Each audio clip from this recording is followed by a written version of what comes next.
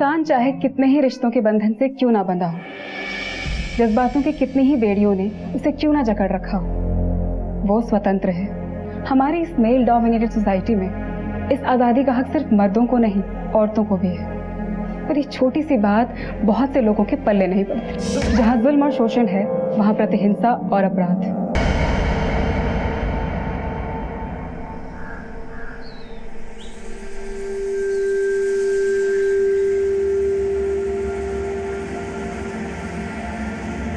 जा जा जा बोल ला।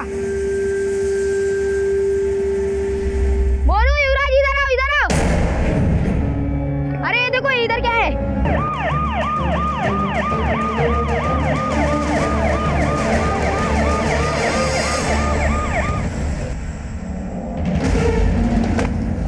फोन किसने किया था? सर मैंने किया था, बच्चों ने मुझे बताया कि इधर कुछ तो गिरा है, इसलिए मैंने आपको कॉल किया। महेंद्र, उठा कर लाओ।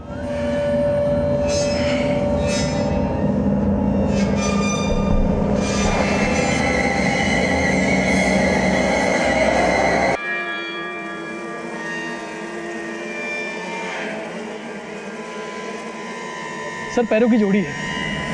सर ये देखिए, नेल पॉलिश भी लगी हुई है, किसी औरत के हैं।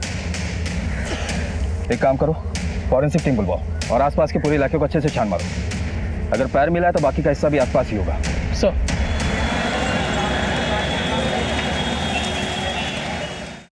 पता नहीं आई थी क्या माँ? कहाँ चले गए। नहीं।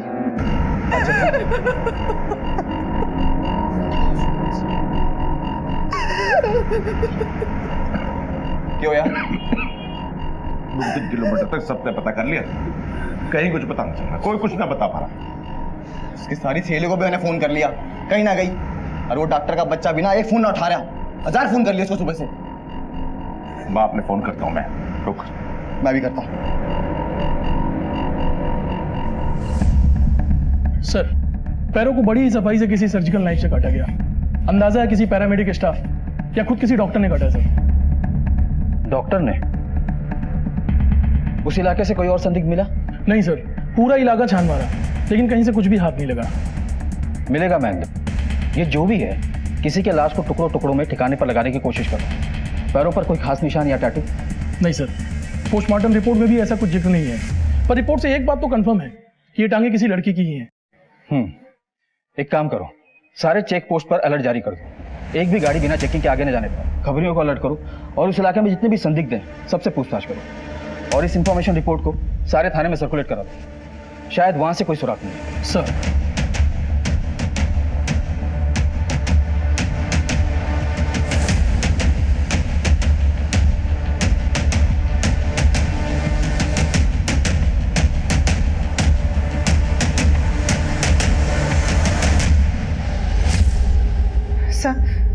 ये मेरी बेटी मधु की फोटो है। मधु के पति का फोन आया था, जरूर वो अपने पति के पास ही गई होगी। अरे काहे का पति? उसी ने भगाया उसे, और मैं तो ठीक से नेट बोलने दीजिए ने। दोनों ने लव मैरिज की। लड़का डॉक्टर है। 3 हफ्ते पहले ही दोनों हमसे मिलने आए थे। पापा ये वीरेन है। मैं जिस हॉस्पिटल में काम करती हूँ वहां पे ये डॉक्टर हैं। तो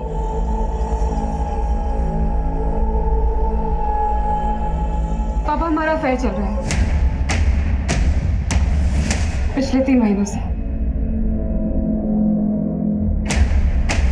क्या कह रही तू? पापा ये चाहते हैं मुझे, और मैं भी। सर हम दोनों एक दूसरे से ब्याह करना चाहे हैं। और फिर एक दिन हेलो मम्मी, वीरेन जी और मैंने शादी कर ली है। अभी उसकी शादी की बात गले से उतरे भी नहीं थी कि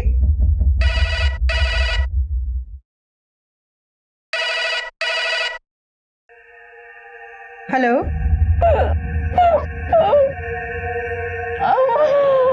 मधु, मधु तू रो क्यों रही है? तू ठीक तो है ना? ठीक नहीं हूँ मम्मा, वीरेन ने मुझे बहुत मारा। मेरी नौकरी भी छुड़वा दी।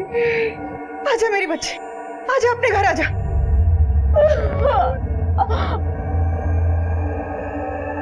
सर, वैसी हालत में मैंने वही किया जो एक माँ करती। मधु लौट के आ गई।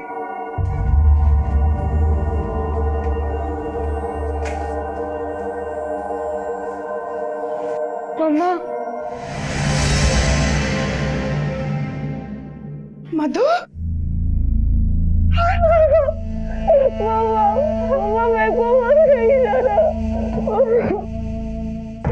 साहब, मधु ने अपने पति को छोड़ दिया था, लेकिन उसके पति ने उसको नहीं छोड़ा। मधु, ये बार बार किसका फोन आ रहा है बेटा? बात तो कर ले। वीरेन का फोन है माँ, हॉस्पिटल मिलने के लिए बुला रहा है। बिल्कुल मत मिलना उससे। मम्मा, मैं सोच रही हूँ उससे मिल लेती हूँ, मिलके किस्सा ही खत्म करती हूँ। उसको बोलती डिवोर्स पेपर तैयार करे, मुझे रहना ही नहीं इसके साथ। तलाक लेने को कह के गई थी, तब से लौट के आई ही नहीं। अरे लौट के कहां से आएगी वो, जब वही लेके गया उसे। हाँ साहब, सुबह से 1000 फोन कर लिए उस डॉक्टर के बच्चे को, एक भी ना उठाया। बस एक बार कहीं मिल जाए, इसे मार मार के ना सर से प्यार इसका भूत पाता। अरे चुप, शांत हो जा। उसके पति का एड्रेस है आपके पास? जी।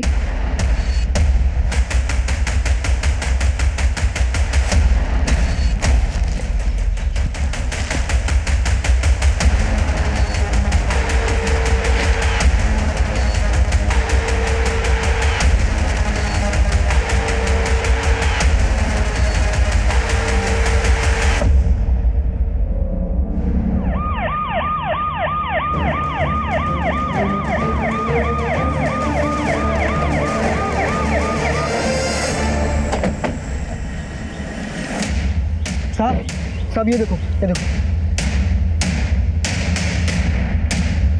सर, औरत के हाथ है। लगता है किसी को बेरहमी से मारकर कोई लाश को टुकड़ों में ठिकाने लगा रहा है। कौन हो सकता है?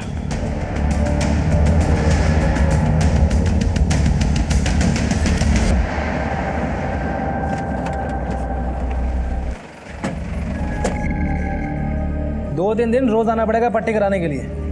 वैसे तो दर्द होगा नहीं। भैया जी, पुलिस आई है। पुलिस? अरे छोरी तो मजे में थी अठे, लेकिन एक दिन पता नहीं क्या हुआ, क्या भूत सवार हुआ, सुबह बैग उठाया और चल दी। आप डॉक्टर वीरेन नागपाल। पत्नी कहाँ है आपकी? मैंने भेजा नहीं है सर। क्यों? बुलाने के लिए फोन किया था ना उसे। सर किया था पर वो आई नहीं, दोबारा फोन किया तो फोन स्विच ऑफ था। लेकिन मधु के माँ बाप का बयान है कि तुमने, बल्कि आप सबने बहुत तकलीफ दी है उसे, मारपीट की है उसके साथ। कैसी बातें कर रहे हैं आप साहब? वो तो मजे में थी ये।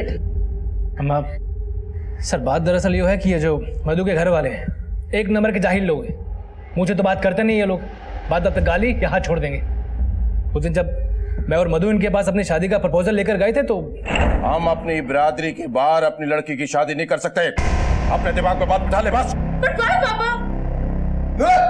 भाई पापा चुप, मेरी अंग्रेजी मत जा रहा है। अब देख डॉक्टर साहब, अगर तो परमिशन मांगने आए ना, वो तो किसी कीमत पे ना मिलने वाली। अरे बाकी रही तुम दोनों की अफेयर सफेयर की बात, इसको ना यहीं की यहीं खत्म कर दो, यही तुम दोनों के लिए अच्छा होगा। समझ गया? देखिए आप थोड़ा ना सलीके से पेश आए। अच्छा खड़ा यहाँ से बाहर निकल घर से, चल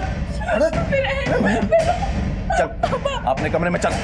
सुन ले, चुप। अगर आज के बाद तुम दोनों साथ दिख गए ना तो सामने वाले पेड़ पे माँ खत्म उल्टा काट कर खा दूंगा। समझ गए? अच्छे, अरे चल चल।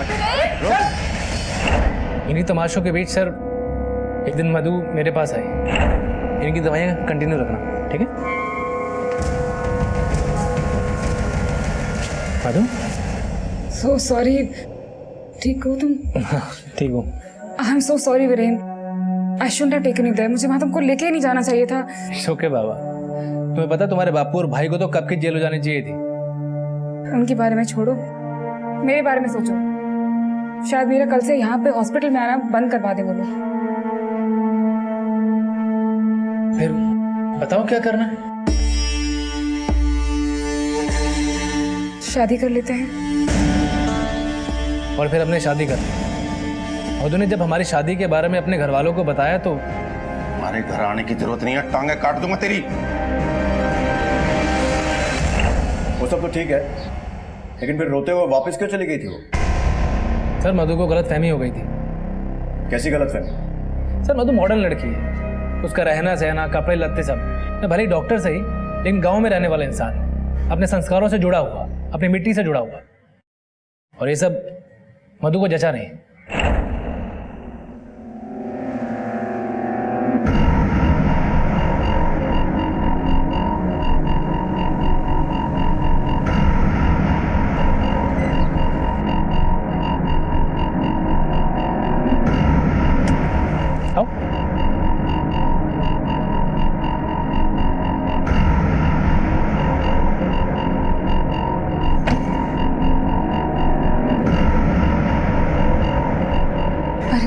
पर ये तो गांव है। हाँ, हमारा घर गांव में ही तो है। फिर यहाँ पे रहना पड़ेगा। हाँ बिल्कुल, यही तो रहना है हमें। हाँ। बाबूजी, भैया तो बहू ले आए। वीरेन, ये क्या नौटंकी से? अम्मा, जो थारी बहू से पहुंचो।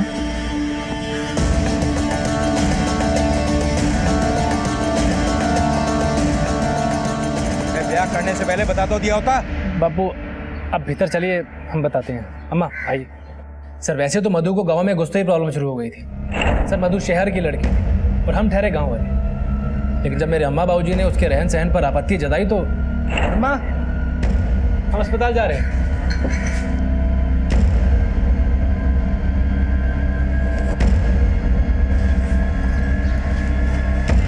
वीरेन, यो बेहुदा कपड़े पहन के किस जा रही है? बेहुद? पापा जी हॉस्पिटल जा रही हूँ मैं। ये कौन सा अस्पताल? शादी हो गई है, चुपचाप घर पे रहो। पापा जी मैंने घर पे क्या करना है? हमारे अपने खेत हैं और हमारे यहाँ की औरतें खेत पे काम करने से। चल जा भीतर। मधु तुम आज घर पर रुक जाओ, मैं अस्पताल में मना कर दूंगी। हाँ? क्या मना कर दोगे? जॉब है मेरी, मेरे लिए मेरा करियर बहुत इंपॉर्टेंट है, तुम जानते हो ये। बीकॉम किया मैंने, घर पे वेले बैठने के लिए नहीं। नंगा नाच नचाने के वास्ते लाए छोरी। तमीज से बात करी मम्मी जी। हाँ। माफी my foot. Madhu, Madhu. Sir एक तरफ हमारे अम्मा बाबूजी थे और एक तरफ हमारी बीवी थी, और मैं दोनों के बीच में पिस कर रह जाता था। मधु हाथ जोड़ रहा हूँ यार, मेरे पीछे मत माफ कर दो मुझे। नहीं रहना तुम्हारे साथ। तो हम सॉरी सॉरी बोल तो रहा हूँ, अरे हाथ जोड़ रहा हूँ तुम्हारे। मधु सर मैं मानता हूँ कि हमारी गलती है, मुझे उस पर हाथ नहीं छोड़ना चाहिए था, पर सर मैंने उसे सॉरी बोला, हाथ भी जोड़े, फिर भी वो आई नहीं। लेकिन मधु के घर वालों का कहना है कि सिर्फ एक थप्पड़ नहीं मारा था, मारपीट की गई थी उसके साथ, बहुत चोटें आई हैं उसे। सर झूठ है ये। तो जब वो चली गई थी तो फिर उसे फोन क्यों किया था? सर मैंने उसको सॉरी बोलने के लिए फोन किया था।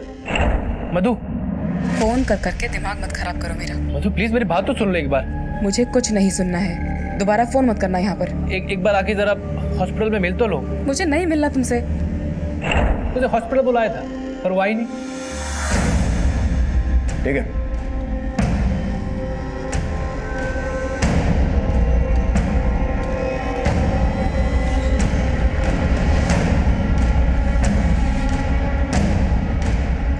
ए सुनो, चलो। मैं कहाँ जाऊँ? अरे चलो, कुछ पूछताछ मैंने कर। क्या किया साहब? चलो। अरे साहब मुझे कहाँ ले जा रहे हो? चल चल बता। अरे साहब चल। अरे मैंने क्या किया साहब? मुझे कहाँ ले जा रहे हो? किया नहीं है, बता देखा क्या है? मैंने कुछ नहीं देखा साहब। अच्छा, तो अंदर पूछताछ में तेरे तोते क्यों उड़ रहे थे? कम, इसको थाने लेके चल, चाय पानी देंगे ना, सब बोलेगा। चल चल। साहब पूरी बात तो नहीं मालूम, लेकिन बीरेन भैया अक्सर फोन पे बात करते हैं।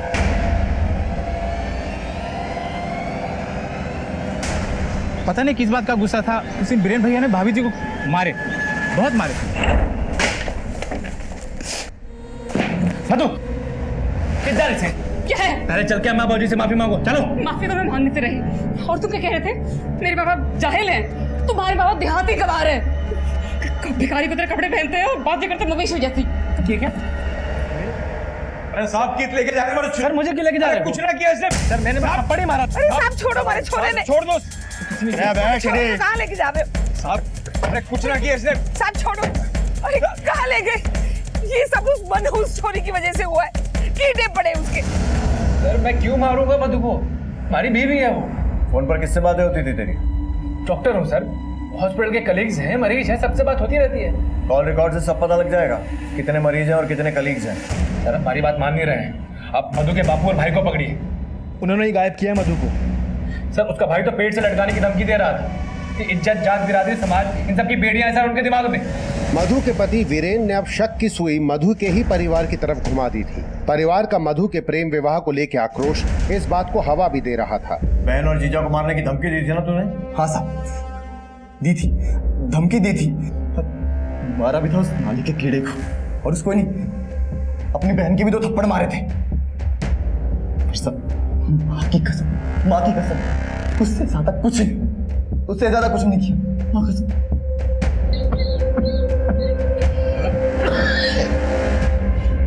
सर वो डॉक्टर अपने सर के तो में तो हमारे सर पे तोप रहा है। बिरादरी की बहुत चिंता है ना तुम्हें?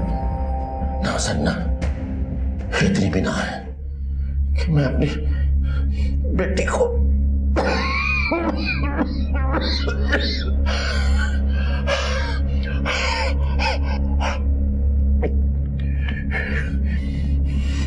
जिस दिन मधु गायब हुई थी कहाँ थे तुम? दुकान पे था सर, दुकान पे। जगदीश और उसका बेटा दुकान पर आए थे क्या? बाप बेटे रोज दुकान पे आते हैं, कभी नागा नहीं करते थे।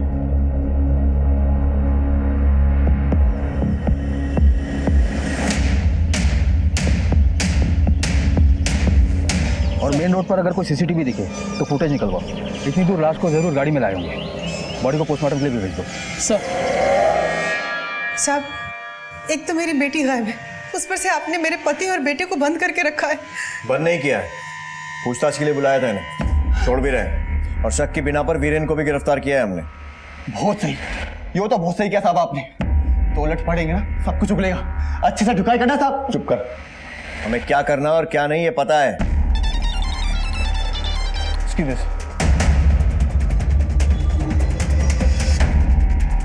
सर नाथुपुर झील के पास एक लड़की की डेड बॉडी मिली है।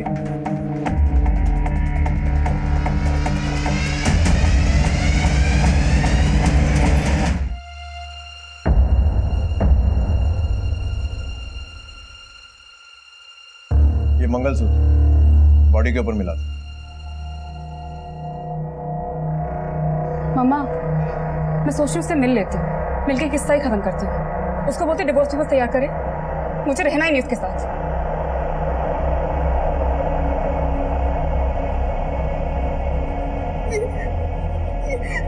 ये तो मेरी मधु का है।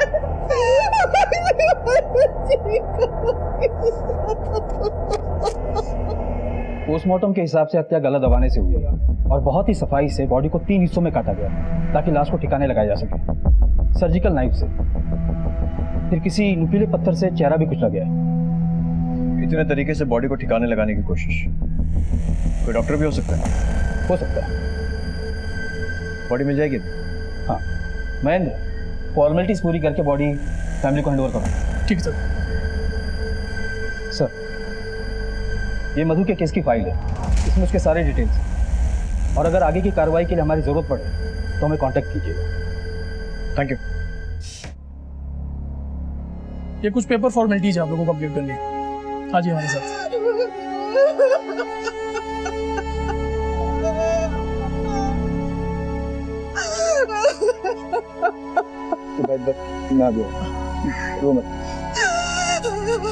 गुमशुदा मधु की लाश मिल गई थी, इसलिए पुलिस ने पिता और भाई को अंतिम संस्कार करने के लिए रिहा किया, लेकिन वो शक के दायरे से बाहर नहीं हुए थे। और जब जगदीश गुप्ता मधु की अस्थियां गंगा जी में विसर्जित करने ऋषिकेश पहुंचे और फिर जो उन्होंने देखा, उससे इस केस में अचानक 180 डिग्री का मोड़ आ गया।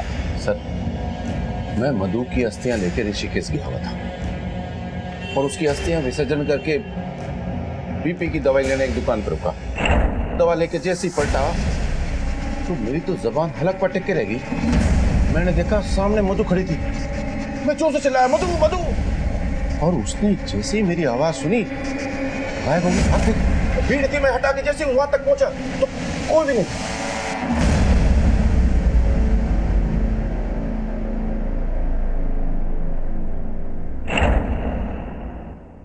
अगर वो वाकई में मधु थी तो भागी क्यों? हमें क्या पता? आपको पूरा यकीन है कि वो मधु थी? मधु मेरी बेटी, अपनी बेटी को पहचानने में कैसी गलती कर सकता हूं मैं? अब जानते हैं आप क्या कह रहे हैं? आप अपनी बेटी की लाश जला चुके हैं, अस्थियां विसर्जित कर चुके हैं। अब जिंदा कैसे हो गई वो? मैंने तो जो देखा मैं वही बता रहा हूं।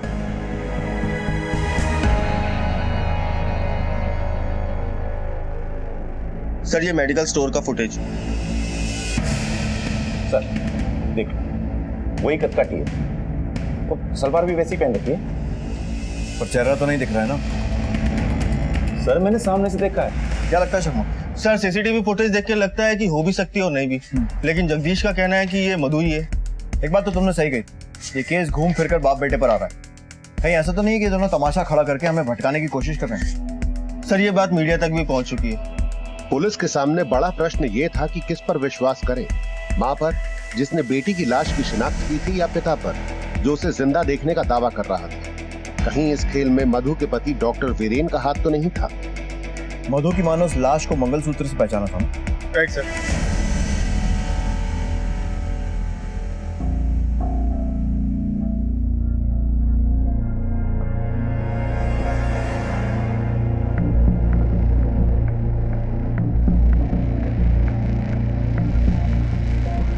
आपने कहा था कि वो मंगलसूत्र मधु का है और वो लाश भी मधु की, और अब आपके पति दावा कर रहे हैं कि मधु जिंदा है और उन्होंने उसे देखा है।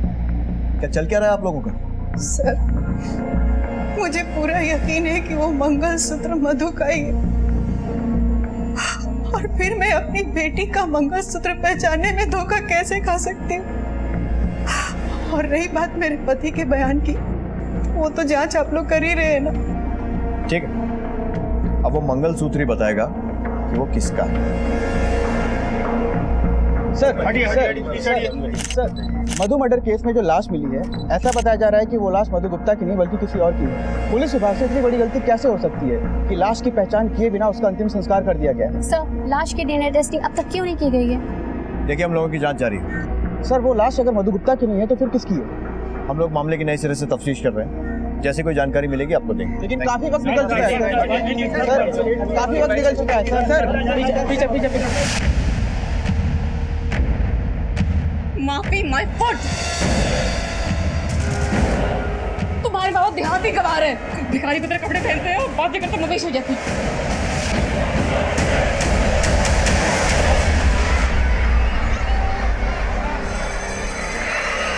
मेरी बात तो सुनिए। देखिए मैं 3 दिन से आ रहा हूँ, लेकिन मेरी वाइफ को कुछ पता नहीं चलता। ये मैं आपको 3rd टाइम बता रही हूँ कि सीमा मैम यहाँ 3 दिन से नहीं आई।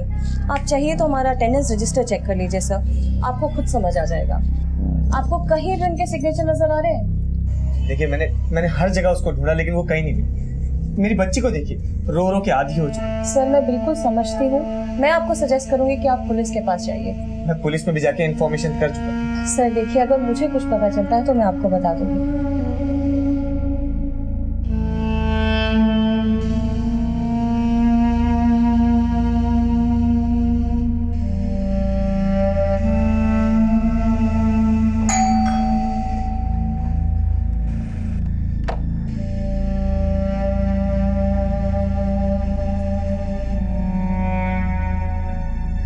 दामाद जी कुछ पता चला सीमा का? नहीं पापा, कुछ पता नहीं चला। दामाद जी एक बार पुलिस से फिर से पता करो ना, शायद कुछ पता चल जाए। पापा पुलिस से भी बात, वो कहते हैं कि पता चलेगा तो आपको इन्फॉर्म कर देंगे, फिर भी आप कहते हैं तो।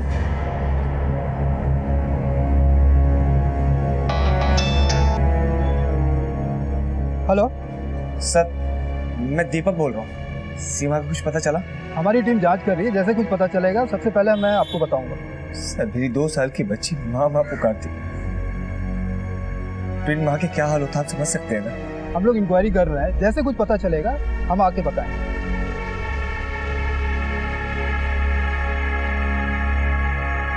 पुलिस ने असली मृत महिला तक पहुंचने के लिए मंगलसूत्र पे मिले मार्क के आधार पर एक एक ज्वेलरी शॉप को टटोलना शुरू किया।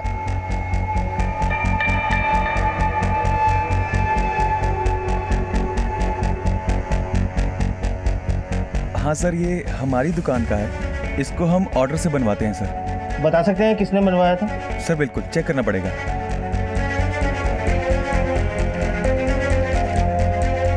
ये मंगलसूत्र दीपक चावला ने खरीदा था। दीपक चावला? जी सर। इसका एड्रेस मिलेगा हमें? जी सर। सर 17B सूरज अपार्टमेंट, घोड़ा मोड़, बबाना। Thank you.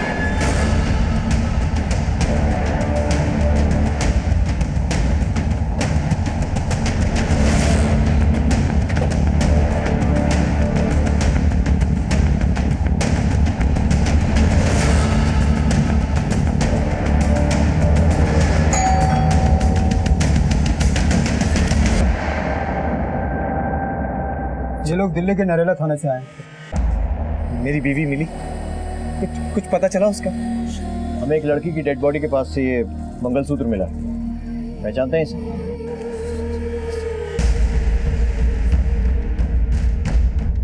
सर, ये मेरी सीमा का मेरी सीमा का है।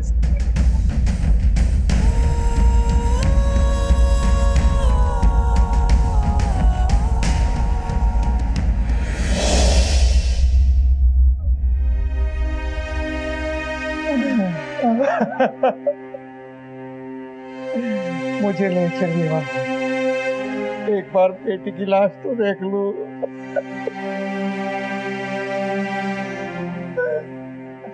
दरअसल एक परिवार ने आपकी बेटी की शिनाख्त की थी और उसी परिवार ने उसका अंतिम संस्कार भी कर दिया।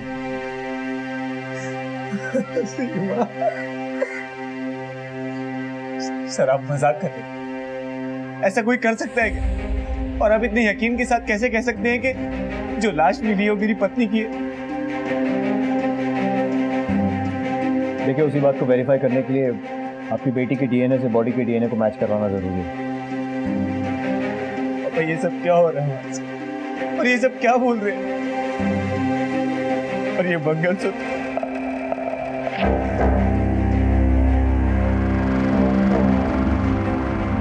सर, सीमा से जुड़े हर पहलू को हमने तहकीकात किया, अभी तक कुछ नहीं मिला। हमने उसके कॉल रिकॉर्ड्स भी देखे। एक नंबर है 76123 जिससे सीमा को बार बार कॉल किया गया था। 4 महीने में 253 बार कॉल किया गया था और सीमा भी इस नंबर पे बार बार कॉल करती थी। इसका नंबर? सर प्राइवेट नंबर है, अनलिस्टेड है। टेलीफोन कंपनी को इस नंबर की डिटेल भेजने के लिए बोला है, 2-3 दिन में आ जाएगा। फिलहाल ये मोबाइल स्विच ऑफ। सर, ये सीमा हत्या के तार कहीं मधु केस से तो नहीं जुड़े हुए? हो सकता है, क्योंकि ये डॉक्टर वीरेन भी किसी औरत से फोन पर बात कर रहा था।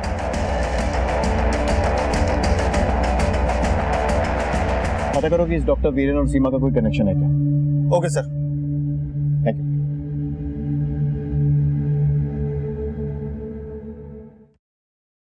पहचानता है इसे? ना सर, नहीं जानता। देख, सच सच बोल दे, वरना फसलें साबुत नहीं बचेंगी तेरी। जिस तरह से लाश के हाथ पैर काटे गए हैं वो कोई प्रोफेशनल डॉक्टर ही कर सकता है। तू भी तो डॉक्टर है ना? सर अम्मा की कसम सर, मैं नहीं जानता हूँ इसे ये कौन है। सर, जिस नंबर से सीमा की फोन पे बातें हो रही थी उस नंबर को ट्रेस करिए। किसी राजेश निगम का नंबर है, पता लगा। Okay sir.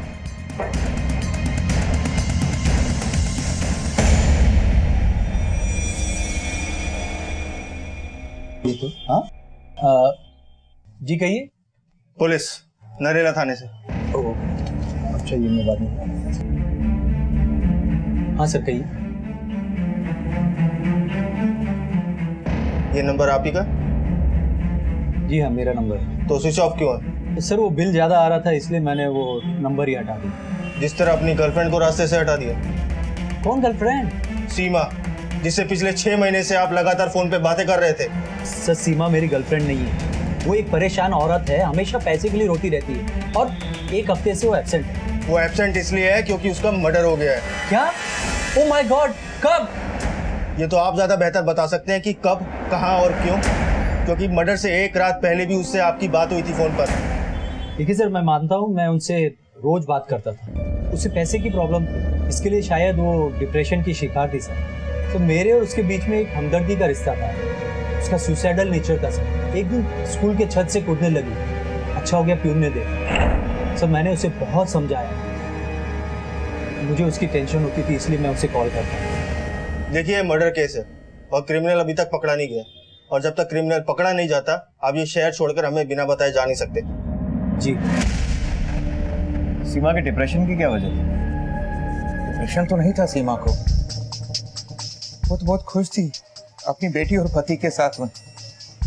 लव मैरिज थी दोनों की। अच्छा, सीमा ने कभी आपको पैसे की तंगी के बारे में बताया था? कोई फाइनेंशियल क्राइसिस? नहीं सर, कोई फाइनेंशियल क्राइसिस नहीं था। दीपक ठीक ठाक कमाता है, 2-4 बिजनेस है उसके। सीमा से उसकी कोई शिकायत भी नहीं सुनी मैंने।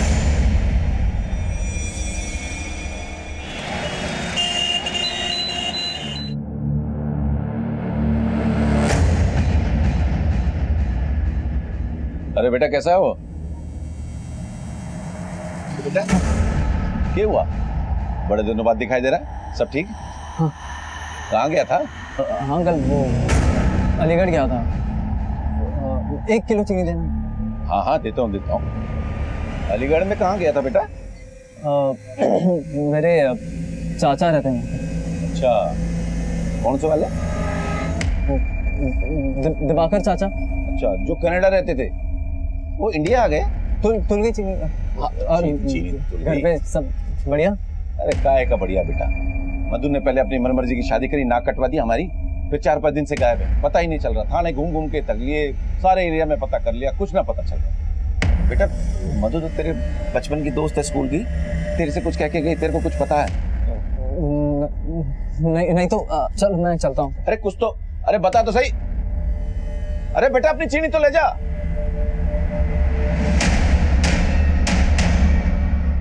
मधु के नाम से जिस महिला का अंतिम संस्कार कर दिया गया था, उसकी पहचान पुलिस ने सीमा चावला के रूप में खोज निकाली थी। मधु, उसके पति डॉक्टर वीरेन और सीमा का आपस में क्या संबंध था? अगर था तो क्या था? जैसे ही मैंने मधु का नाम लिया वो भाज लिया। बहुत घबराया हुआ था, जैसे सांप देख लिया वो। किसकी बात कर रहे हो? साफ साफ बताओ क्या हुआ? मैं दुकान पे खड़ा था, वो आया। क्या नाम बताया? गौतम। वो मधु का स्कूल का दोस्त है, अक्सर मिलता रहता है उससे। एड्रेस दो उसका। जी।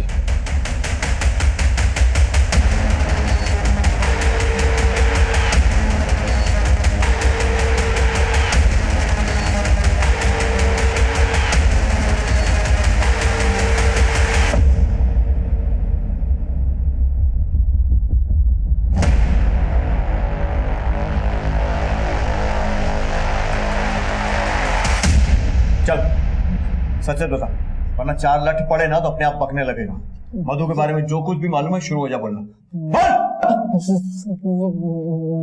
मधु से मेरी मुलाकात दुकान में हुई थी सर। अरे मधु, बीकॉम टॉप कर तू गले भी क्या कर रही है? क्या चाहिए ये बता। ये गुस्सा क्यों हो रही है? हम तो तेरे स्कूल के फ्रेंड है ना। कुछ प्रॉब्लम है तो बता ना। बोलना क्या हुआ?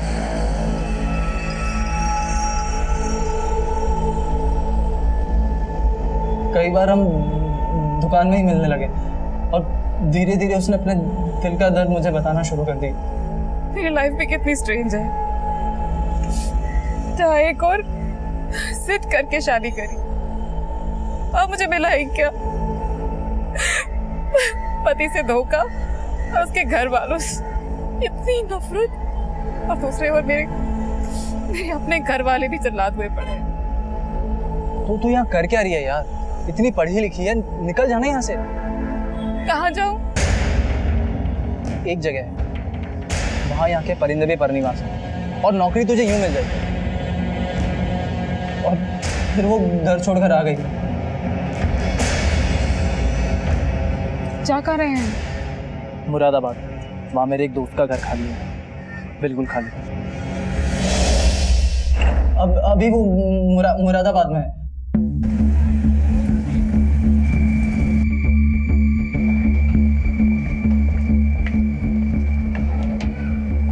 मुरादाबाद से योगेश पांडे बोल रहा हूँ। यहाँ पे तो ताला लगा हुआ है।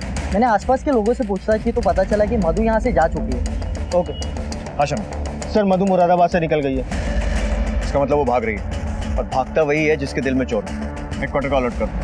ये बात तो साबित हो गई डीएनए रिपोर्ट से कि जो लड़की मरी है वो मधु नहीं है। बाकी बातें मधु के पकड़े जाने पर ही क्लियर हो। सर, मैंने आसपास के सभी थानों में इन्फॉर्म कर दिया।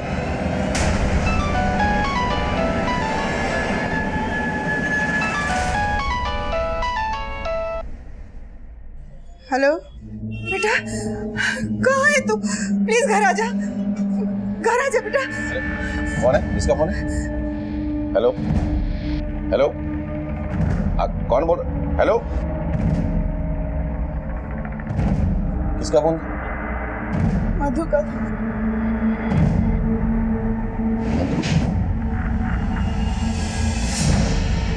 सर, अभी अभी मधु ने अपनी माँ को कॉल किया था। गुड, मतलब सबका नंबर सर्वेलेंस पे डालने का कोई तो फायदा होगा। कहाँ का number? Sir, Ghaziabad.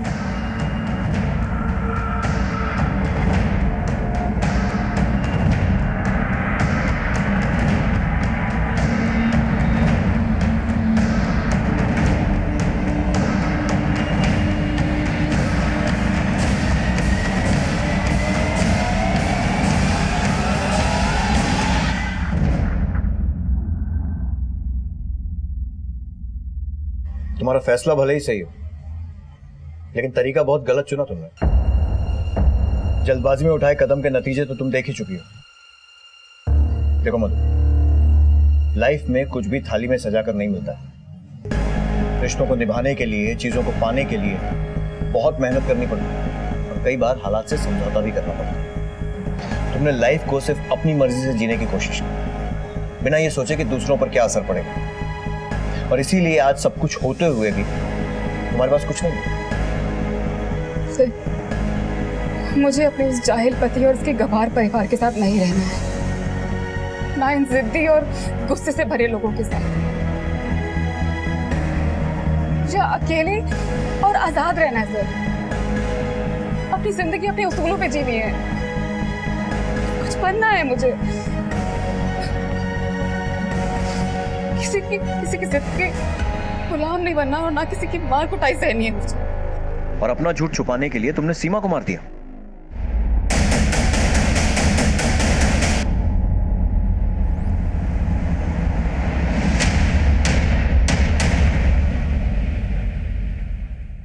Okay sir, जिन 3 एरियाज में हमें वो बॉडी पार्ट्स मिले थे, उस एरिया के मोबाइल टावर के रिकॉर्ड्स आ गए हैं, और उनमें से एक एरिया में दीपक चावला का मोबाइल एक्टिव था। बाकी 2 पर?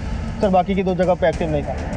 इसका मतलब ये बात तो पक्की है कि दीपक चावला 3 में से एक जगह पर मौजूद है, और हो सकता है कि बाकी 2 जगह पर उसने किसी और की मदद से वो बॉडी पार्ट्स भिजवाए। बाकी 2 नंबर की डिटेल्स भी करो, पता करें कि इस दीपक चावला और इन दोनों नंबर्स में क्या कनेक्शन। Okay sir. मैंने कुछ नहीं किया सर, मेरी बात तो सुनिए। सब पता चलेगा क्या किया तूने। मैंने कुछ नहीं किया सर।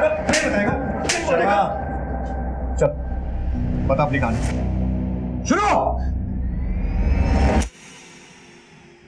जिंदगी बर्बाद हो गई थी मेरी सर, मेरा बिजनेस भी ठप हो गया। मैंने उसे कितनी बार कहा कि अपने पापा से जाके पैसे लेकर उसके पापा के फ्लैट के अच्छे दाम भी लगवा दिए थे, लेकिन वो मानने को तैयार नहीं था। उसके दिए हुए चिल्लर पैसे से मैं कब तक जिंदगी जीता। एक तरफ वो पैसे लाने को तैयार नहीं थी, और दूसरी तरफ उसके स्कूल के प्रिंसिपल से उसकी बढ़ती हुई दोस्ती। Thank you sir. आपको पता नहीं आपसे बात करके मुझे कितना सुकून मिलता है। आप तो मुझे मेरे हस्बैंड से भी ज़्यादा समझते हैं। Thank you for helping me. कल मिलते हैं। Good night sir.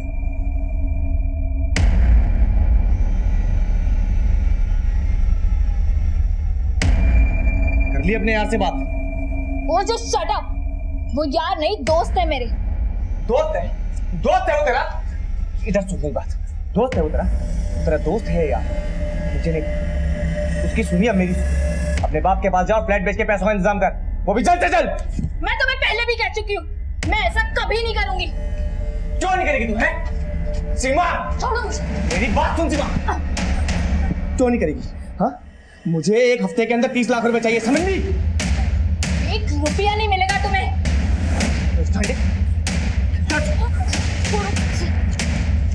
ये पकड़ ये पेपर।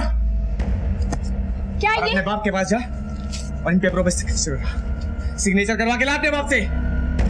किस चीज के पेपर हैं ये? प्रॉपर्टी। साइन? कोई साइन नहीं करूंगी मैं इसमें, कभी भी नहीं, समझे तुम?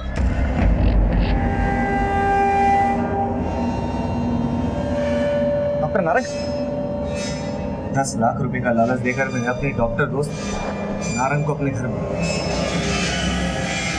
और फिर सीमा की लाश के टुकड़े कर कर मैंने अलग अलग जगहों पे ठिकाने लगा दिए।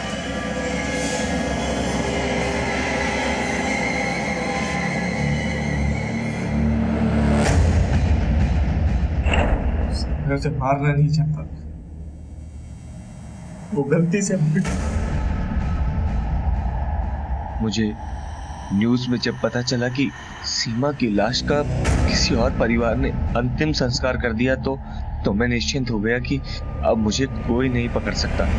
और फिर जब आप लोग मंगलसूत्र को लेकर मेरे पास आए तब मैंने अपने आप को बचाने की कोशिश की, मगर पकड़ा गया।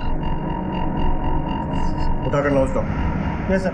लाश को काट कर ठिकाने लगाने के जुर्म में डॉक्टर नारंग को भी दोषी पाया गया और सजा सुनाई गई। अपनी जिंदगी की गाड़ी को जल्दी पटरी पे डालने के लिए गलत रास्ता चुनने से कभी मंजिल नहीं मिल सकती, इसलिए कामयाब जिंदगी के लिए सूझबूझ, सब्र और एडजस्टमेंट भी जरूरी है।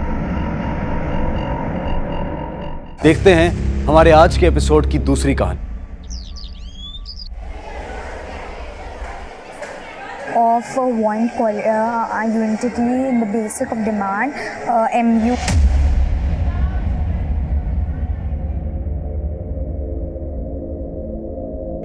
ज्योति, ऐसे लास्ट मोमेंट तक पढ़ेगी ना तो तेरा दिमाग थक जाएगा, और जब तो एग्जाम देने जाएगी तो कंफ्यूज हो जाएगी। हाँ मम्मी, बस थोड़ा सा ही। सुन, थोड़ा सा ना दिमाग को आराम दे, मैं बताती हूँ कैसे। देख, ये जो हमारे नाक का जो ये राइट वाला हिस्सा होता है ना, उसको बंद कर और लेफ्ट वाले हिस्से से लंबी लंबी सांसें ले, ऐसे।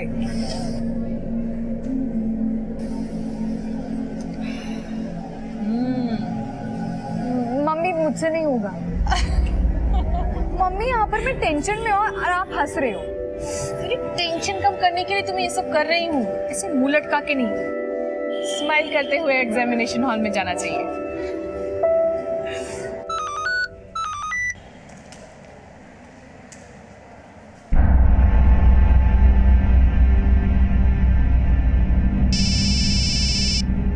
हेलो, मैसेज चेक किया तूने? देख ही रही थी। क्या भेजा तूने? अरे आज के इकोनॉमिक एग्जाम के क्वेश्चन पेपर का फर्स्ट पेज है। मेरे हाथ लगाए, अगर तुझे चाहिए 5000 देना पड़ेगा, क्योंकि मैंने 10,000 में खरीदा है वो। 10,000? वृंदा, तुझे किसी ने बेवकूफ बनाया। बोर्ड्स का पेपर कभी लीक नहीं होता है। बेवकूफ तू है पागल, जो गोल्डन चांस मिस कर रही है। यही क्वेश्चन आने वाले हैं आज।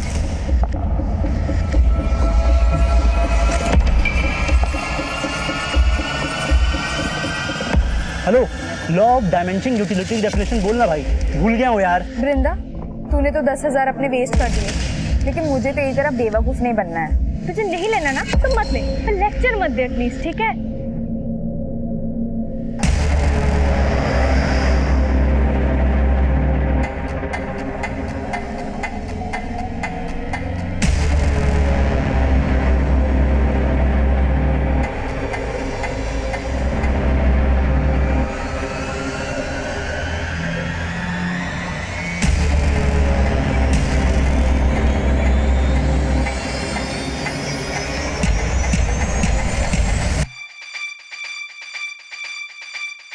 ध्यान रहे, सील एग्जाम शुरू होने से 15 मिनट पहले ही खुलनी चाहिए।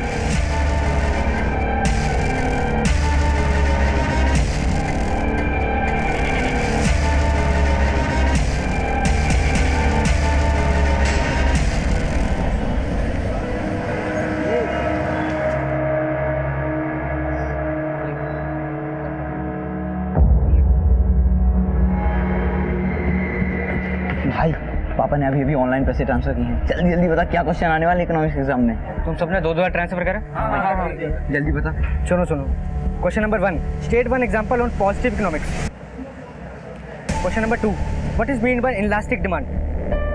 Compare it with perfectly inelastic demand. अरे हिंदी वाले मीडियम में बोलना है, समझ में नहीं आ रहा है। अबे मेरे पास सिर्फ इंग्लिश वाले हैं। हिंदी में तुम सब खुद ट्रांसलेट करो। Question number 3।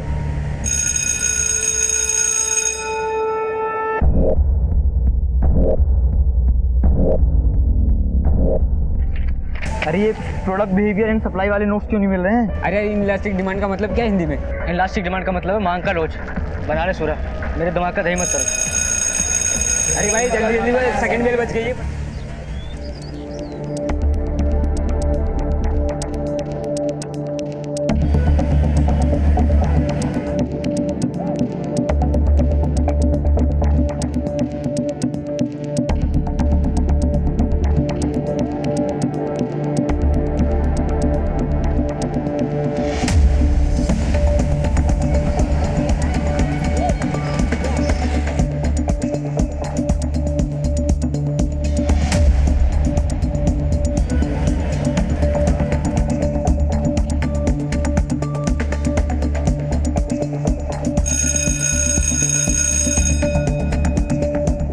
हरी अप गाइस, थर्ड बेल बज चुकी है। Come on quick.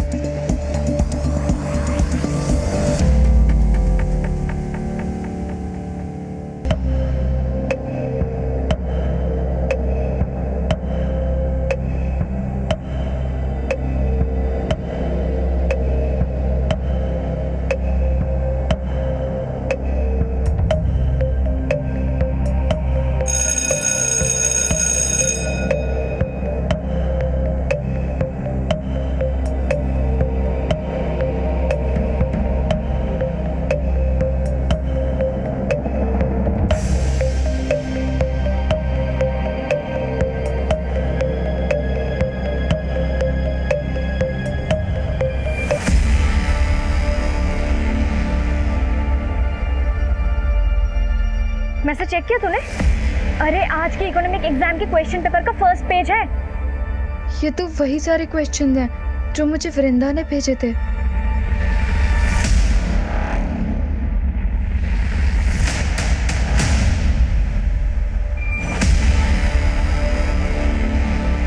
हाँ ज्योति गई अंदर, अब तक तो एग्जाम भी शुरू हो गया होगा। Okay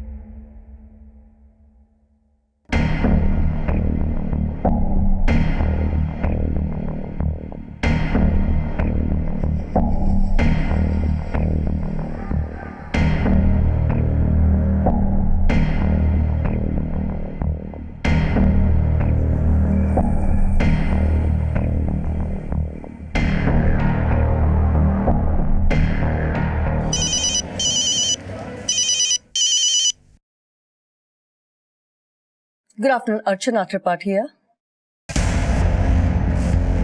What? मुझे मेल कीजिए अभी।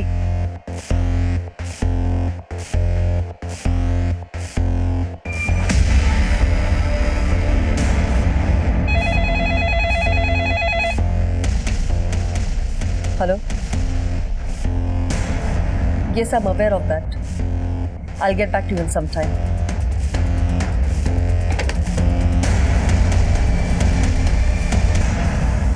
जूही, हमें स्टूडेंट्स और पेरेंट्स के कंप्लेंट्स कॉल आ रहे हैं। 12th क्लास का इकोनॉमिक्स का क्वेश्चन पेपर लीक आउट हो गया है। मुझे भी इस तरह के बहुत सारे कॉल्स आए हैं। This is getting really serious. तुम अपने साइड से पता करो कि ये पेपर सिर्फ अपने ही स्टेट में लीक आउट हुआ है या इंडिया के 4173 सेंटर्स में भी लीक हुआ है। तब तक मैं पुलिस को इन्फॉर्म करती हूँ। ज्योति आजा बेटा, खाना खा ले। ज्योति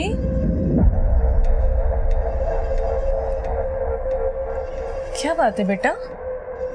देख रही हूँ जब से तुम एग्जाम देकर आई हो एकदम गुमसुम सी बैठी हो। एग्जाम अच्छा नहीं हुआ क्या? वृंदा सही बोल रही थी, इकोनॉमिक्स पेपर लीक हुआ था। क्या? हाँ मम्मी, कई स्टूडेंट्स के हाथों ये पेपर लगा। सब रट्टा मार के आए थे। सबके अच्छे मार्क्स आएंगे पर मेरे अच्छे मार्क्स नहीं आएंगे। जिनको मुझसे कम मार्क्स आते थे उनको मुझसे ज्यादा मार्क्स आएंगे और मुझे अच्छे कॉलेज में एडमिशन नहीं मिलेगा। ऐसा कुछ नहीं होगा, सब ठीक हो जाएगा। और फिर जो तुम लिख कर आई हो उसके मार्क्स तो तुमसे कोई नहीं छीन सकता ना। देखना इस बार भी तुम्हें अच्छे मार्क्स आएंगे।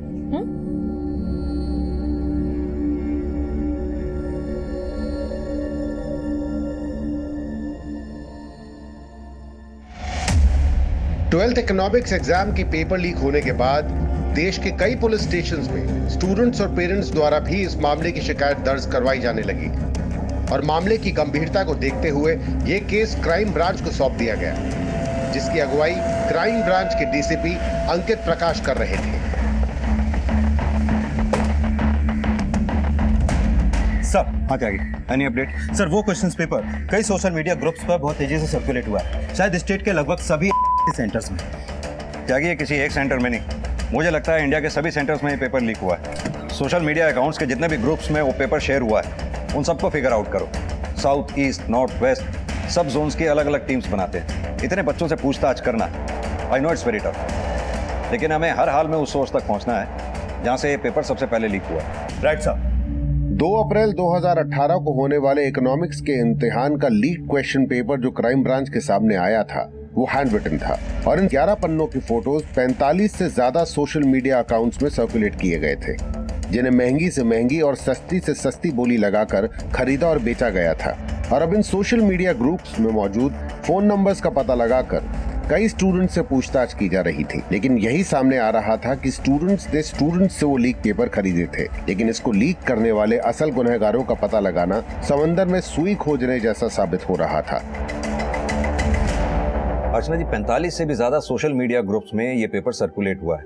उन ग्रुप्स में इंडिया के सभी स्टेट्स के नंबर हैं। इसका मतलब इंडिया के 4173 सेंटर्स में बच्चों को पहले से ही पता था कि कौन से क्वेश्चंस आने वाले हैं।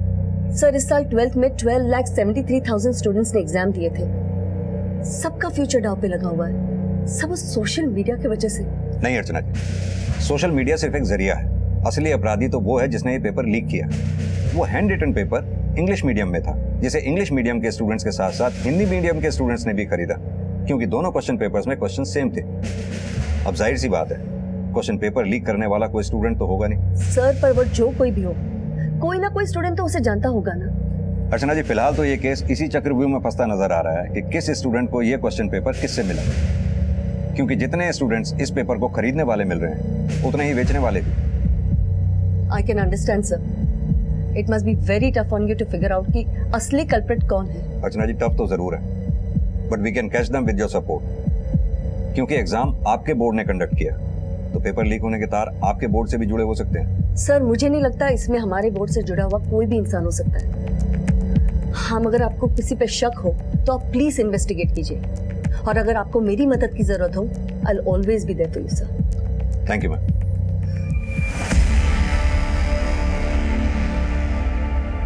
12वीं क्लास के इकोनॉमिक्स क्वेश्चन पेपर लीक होने का मामला बहुत ही बड़े स्तर पे हुआ। चौंकाने वाली बात यह है कि पेपर्स एग्जाम के पहले 200 रुपए से लेकर 30,000 रुपए तक बिके। अब देखना यह होगा कि 12वीं क्लास के 12,73,000 स्टूडेंट्स में से उन स्टूडेंट्स को क्या इंसाफ मिलता है जिन्होंने पूरे ईमानदारी से एग्जाम्स दिए हैं। भारत के लगभग सभी राज्यों में स्टूडेंट्स और माता पिता सड़कों पे उतर आए हैं और नारे लगा रहे हैं।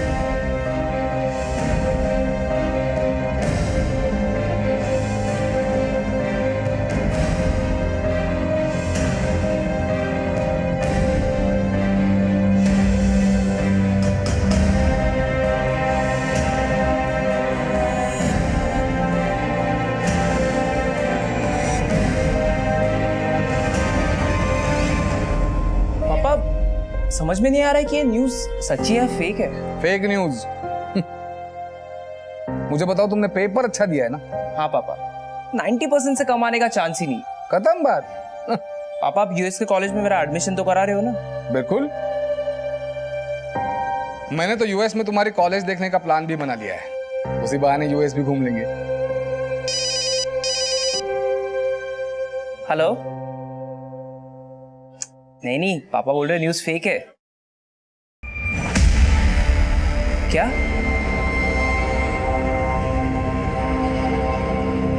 ज्योति, ज्योति, ज्योति, ज्योति।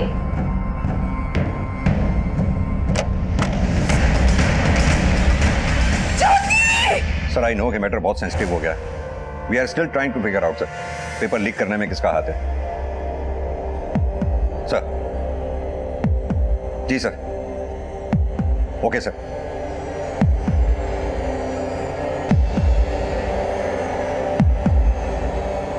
हाँ त्यागी, पूरी टीम को मेरे केबिन में लेके आओ।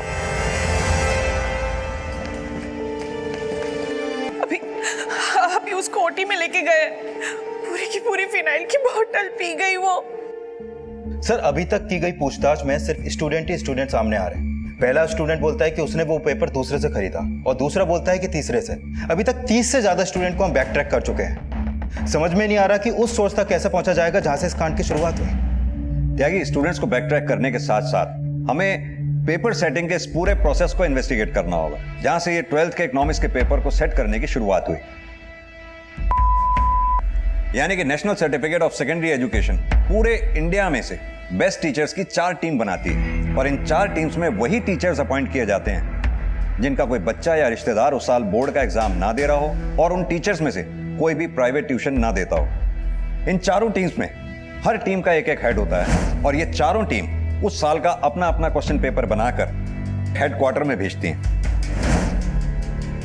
4 लोगों की एक कमेटी बनाती है जो इन चारों टीम्स के द्वारा बनाए गए क्वेश्चन पेपर में से किसी एक टीम के क्वेश्चन पेपर को सेलेक्ट करता है। सेलेक्ट करने के बाद फिर अपनी सर्टिफाइड प्रिंटिंग प्रेस में वो पेपर प्रिंट होने के लिए भेजती है। इस बात का खास ख्याल रखा जाता है कि वो पेपर सीसीटीवी की निगरानी में ही प्रिंट हो।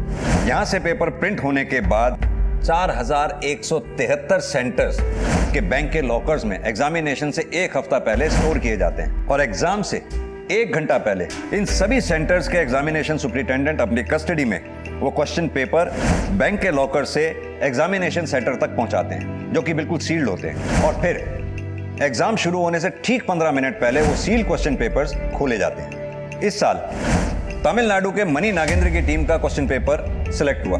गौर करने वाली बात यह है कि इन चारों टीम्स में से किसी भी टीम को यह नहीं पता होता कि किस टीम का क्वेश्चन पेपर सिलेक्ट किया गया। या तो यह हो सकता है कि मनी नागेंद्र की टीम में से कहीं वो पेपर लीक हुआ है, या फिर जो 4 लोगों की कमेटी उन्होंने बनाई उन 4 लोगों के नाम है विशाल, सुलोचना, सरोज दीक्षित, मुकुंद श्रीवास्तव। इन चारों में से किसी ने वो पेपर लीक किया।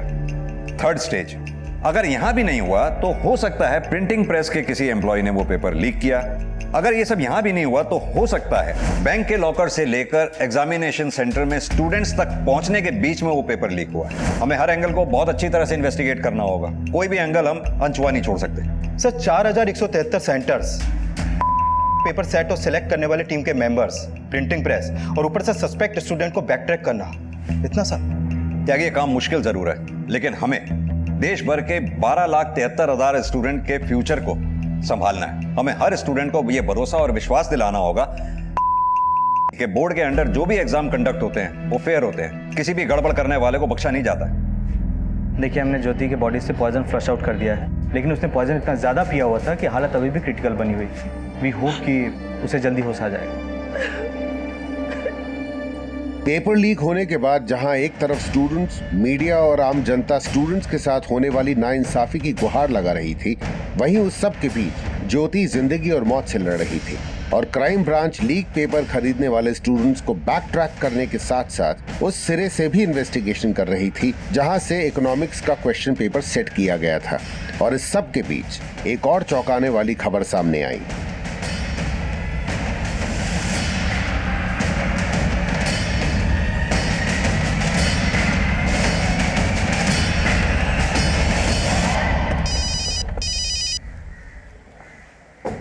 जी अर्चना जी।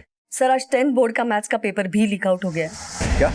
सर कल रात मुझे एक मेल आई थी जो मैंने आज सुबह देखी है। उसमें सारी इन्फॉर्मेशन है और एक हैंड रिटन मैथ्स का पेपर भी है। सर आज सवेरे 10 का मैथ्स का पेपर शुरू हो चुका है। किसने भेजा ये मेल आपको? लगता है कोई विसल ब्लोअर है, उसमें अपने बारे में कोई इन्फॉर्मेशन नहीं दी है। ठीक है, काम कीजिए आप, वो मुझे मेल फॉरवर्ड कर दीजिए। 12वीं के इकोनॉमिक्स के पेपर के लीक होने के बाद 10वीं के बोर्ड का मैथ्स का पेपर भी लीक हुआ था।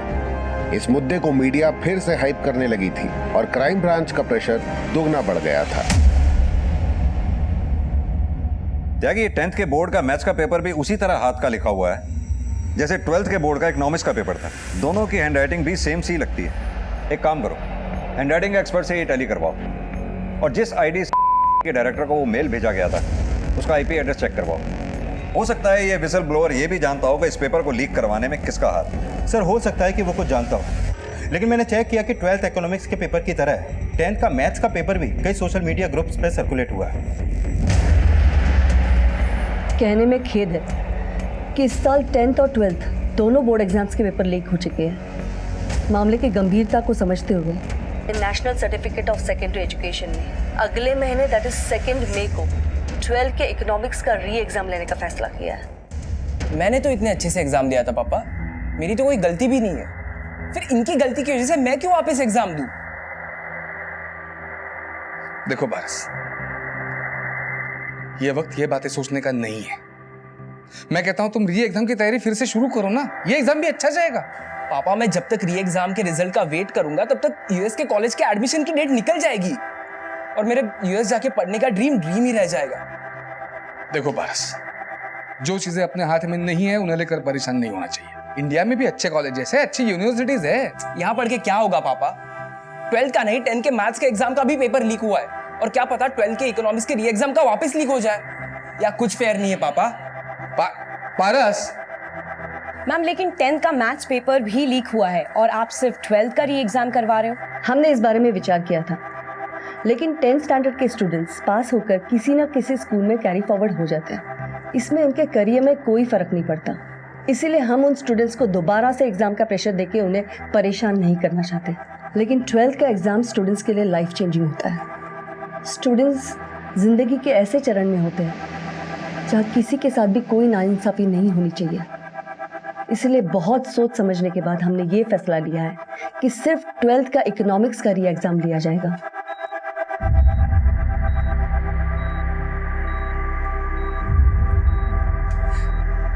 ज्योति यही सोच सोच के परेशान होती रही कि उससे कमजोर स्टूडेंट भी उससे ज्यादा मार्क्स ले आएंगे।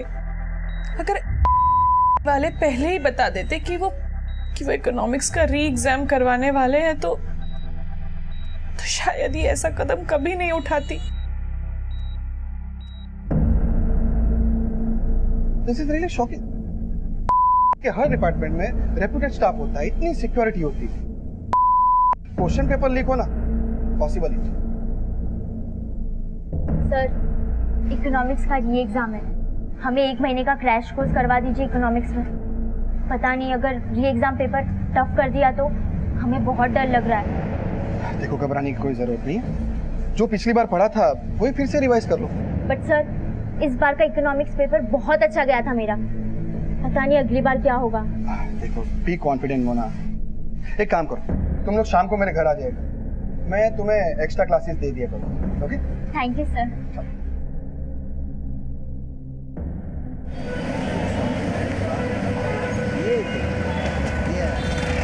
तेरे चक्कर में 5000 का नुकसान हो गया। बोला था इकोनॉमिक्स का आइटम बम खरीदना है, पर हुआ क्या? बोर्ड वाले फिर से एग्जाम ले रहे हैं। अब मैं क्या करूं पापा, इस बार मैं उस त्यागी से 2500 में पेपर खरीदूंगा। अबे पैसे पेड़ पे उगते हैं? बस इसी तरह पेपर खरीद कर या नकल करके पास होते रहना जिंदगी भर। पापा सब ऐसे ही पास होते हैं, और आपने क्या तीर मार लिया लाइफ में? 8वीं फेल ही हो। क्या बोला? सर हमने एग्जाम पेपर सेट करने वाले मनी नागेंद्र की टीम से लेकर पेपर सिलेक्ट करने वाली टीम के हर मेंबर को इन्वेस्टिगेट किया। सर लगता नहीं है कि इन सब में उनका कोई हाथ होगा। और वो प्रिंटिंग प्रेस? सर हमने वहां के सीसीटीवी फुटेज चेक की, लेकिन कुछ भी सस्पिशियस नहीं मिला। और सर 4173 सेंटर्स के क्वेश्चंस पेपर जिन बैंक्स में रखे गए थे वह अभी भी जांच चालू है। और वो आईपी एड्रेस ट्रेस हुआ जिससे डायरेक्टर अर्चना त्रिपाठी को मेल भेजा गया था? सर हमारी साइबर टीम ट्रेस करने की कोशिश कर रही है। त्यागी साले मेरे 5000 रुपए वापस कर। तुझे पता बोर्ड एग्जाम फिर से ले रहा है। फिर से एग्जाम कर रहा तो मैं क्या करूं?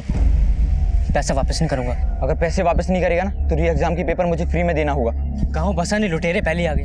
एग्जाम पेपर बनना अभी शुरू नहीं हुआ तो पहले से घंटे कर रहा।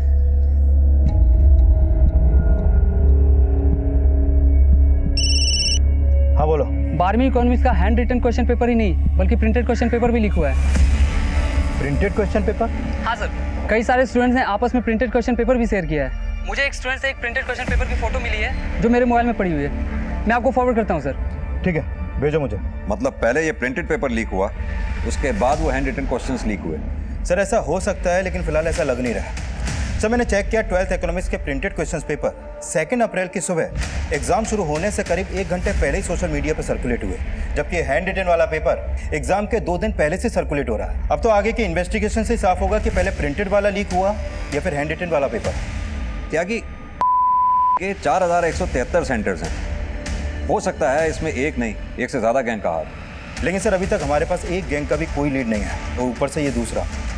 सर ये केस तो और भी कॉम्प्लिकेटेड होता जा रहा है।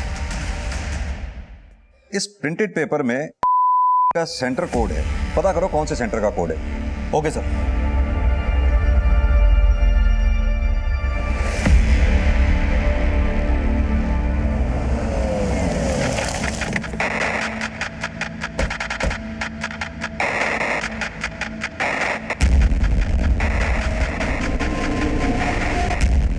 हाँ सर, ये क्वेश्चन पेपर हमारे सेंटर का है, लेकिन सर ये एग्जाम शुरू होने से 1 घंटा पहले मैं यहाँ लेकर आया था। येमेन बैंक के लॉकर में था। लेकिन ये पेपर तो सोशल मीडिया पे धड़ल्ले से शेयर किया जा रहा है। इस बात की हैरानी मुझे भी है सर।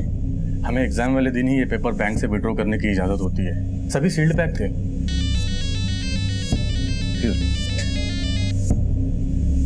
हाँ त्यागी बोलो। सर मैंने एमएन बैंक के मैनेजर से पूछताछ की, उसका कहना है कि क्वेश्चन पेपर्स का बंडल एग्जाम शुरू होने से 1 घंटा पहले ही लॉकर से निकाला गया था। और सर बैंक में चारों तरफ सीसीटीवी है, तो बैंक से पेपर लीक होने की पॉसिबिलिटीज बहुत कम है सर। मुझे लगता है इस कांड में बैंक के ही किसी स्टाफ का हाथ है। और हाँ, तुम बोल रहे थे ये प्रिंटेड क्वेश्चन पेपर एग्जाम शुरू होने से पहले सोशल मीडिया पे शेयर किया गया। हो सकता है ये प्रिंटेड क्वेश्चन पेपर बैंक से स्कूल लाते समय रास्ते में कहीं लीक किया गया हो। त्यागी हर पॉसिबिलिटी को अच्छी तरह से खंगालो, शायद कोई लीड मिले। Okay sir. इतनी सी बात पे तूने इतना बड़ा कदम उठा लिया, एक बार हमारे बारे में सोचा तक नहीं।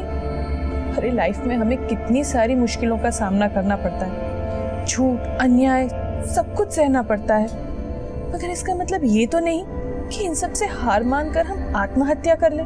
हमें इनसे लड़ना पड़ता है। हाँ बेटा, अब तेरे साथ नाइंसाफी नहीं होगी। बोर्ड री एग्जाम करवा रही है, तू सबको दिखा देना कि तू सबसे अच्छे मार्क्स ला सकती है। पर पापा, मैंने तो सोचा था 12th के बाद कंपटीशन टेस्ट की तैयारी करूंगी, लेकिन फिर से इकोनॉमिक्स। ये सब सुन के तो ऐसा लग रहा है जैसे डिग्री एजुकेशन का कोई मतलब ही नहीं रह गया है यार। देखना, फिर से री एग्जाम्स का क्वेश्चन पेपर लीक हो जाएगा। सर जिस आईडी से डायरेक्टर को मेल किया गया था उसका आईपी एड्रेस ट्रेस हो गया है। सर ये मेल किसी विट्ठल मेहता की आईडी से की गई थी, और पता चला है कि विट्ठल मेहता के बेटे ने इस साल 10th के बोर्ड का एग्जाम भी दिया है। सर वो मेल मैंने नहीं, मेरे बेटे ने भेजा था। उसे उसके एक दोस्त ने बताया था कि 10वीं के एग्जाम्स के पेपर लीक हुए। मेरा बेटा बहुत मेहनती है सर, और वो चाहता था एग्जाम्स फेयर हो। आपको पता है आपके बेटे को वो पेपर्स किस फ्रेंड से मिले थे? जतिन नाम है उसका, शायद कहीं से खरीदे थे उसने पेपर्स, और मेरे बेटे को बेचना चाहता था। मगर मेरे बेटे ने एग्जाम्स के 1 रात पहले ही वो पेपर्स मेल कर दिए थे ताकि एग्जाम्स कैंसिल कर दे, मगर ऐसा नहीं हुआ। पूरा अप्रैल है तुम्हारे पास तैयारी करने के लिए। एग्जाम होगा तो मई में ही होगा, इसलिए अच्छे से पढ़ाई करना। बट सर, इतना सब कुछ हो रहा है, उस वजह से मैं कंसंट्रेट ही नहीं कर पा रही। टीवी न्यूज़ देखना बंद कर दो। बार बार वही सोचोगे तो कंसंट्रेट कैसे कर पाओगे? All the best.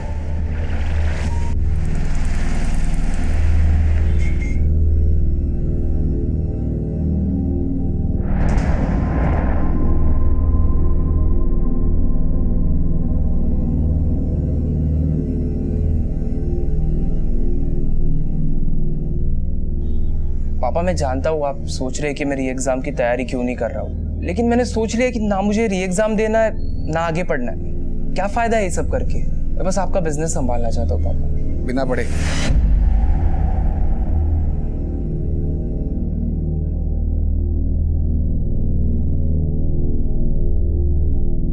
देखो पारस, मैंने आज तक तुम्हारी हर एक बात मानी है ना, लेकिन यह कहकर तुम जो मेरा दिल दुखा रहे हो मुझे बिल्कुल अच्छा नहीं लग रहा। सिर्फ विट्ठल मेहता के बेटे को जिस जतिन नाम के लड़के से पेपर मिला था, वो पेपर उसे किसी दूसरे लड़के ने बेचा था। सर 10th के हैंड रिटन पेपर में भी एक स्टूडेंट से दूसरे स्टूडेंट्स की चेन नजर आ रही है। यानी कि 10th का हैंड रिटन वो मैथ्स का पेपर जिसने लीक किया था, उसी ने 12th का इकोनॉमिक्स का प्रिंटेड पेपर भी लीक किया, क्योंकि उन दोनों में हैंड राइटिंग लगभग सेम ही थी। सर, जिन जिन स्टूडेंट्स के पास 12th इकोनॉमिक्स का वो प्रिंटेड क्वेश्चन पेपर था, मैंने सबसे पूछताछ की। सर, उनमें से कुछ स्टूडेंट ने एक कॉमन नाम लिया है, किसी नंद किशोर का। वो कोई स्टूडेंट नहीं है सर, बल्कि एक ट्यूटर है, और उसने ही वो प्रिंटेड क्वेश्चन पेपर अपने स्टूडेंट को भेजा था। लाजपत नगर में कोचिंग सेंटर चला था सर।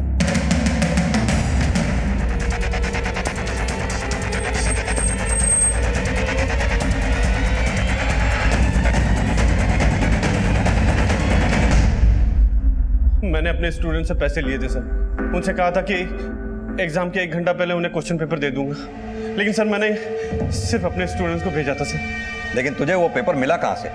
सर, मेरे दोस्त हैं, एम के प्राइड स्कूल में पढ़ाते हैं सर, उन्होंने ही मुझे उस क्वेश्चन पेपर की फोटो भेजी थी।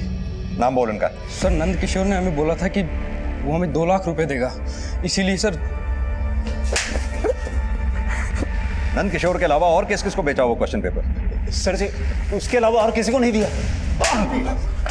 एग्जाम से 2 दिन पहले वो क्वेश्चन पेपर इतने बच्चों के पास था, तुम ही दोनों में से कोई एक क्वेश्चंस हाथ से लिख लिख के बेच रहा था। सर, हमने तो एग्जाम शुरू होने से सिर्फ 1 घंटा पहले ही उसकी फोटो खींचकर नंद किशोर को भेजी थी सर। ये ऐसे नहीं बोलेंगे, अच्छी तरह से तोड़ो इनको। सर सर सर हमने कुछ भी नहीं किया उसके अलावा।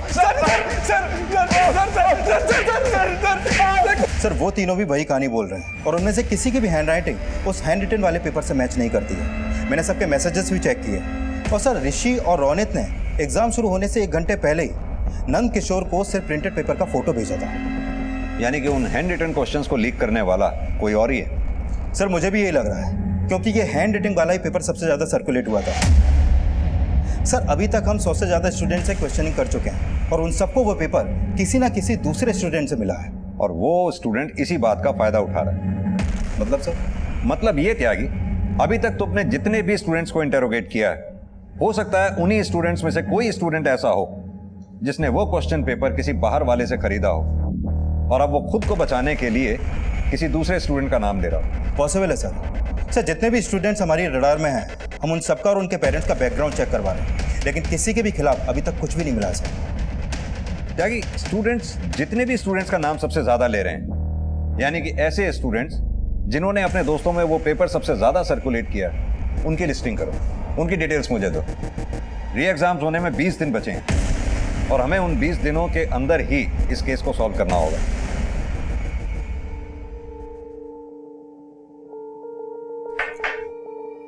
बेटा, अब कुछ ही दिन बाकी है तुम्हारे री एग्जाम को, बस तुम सिर्फ उसके बारे में सोचो, उसके अलावा तुम्हें कुछ और सोचने की जरूरत नहीं है।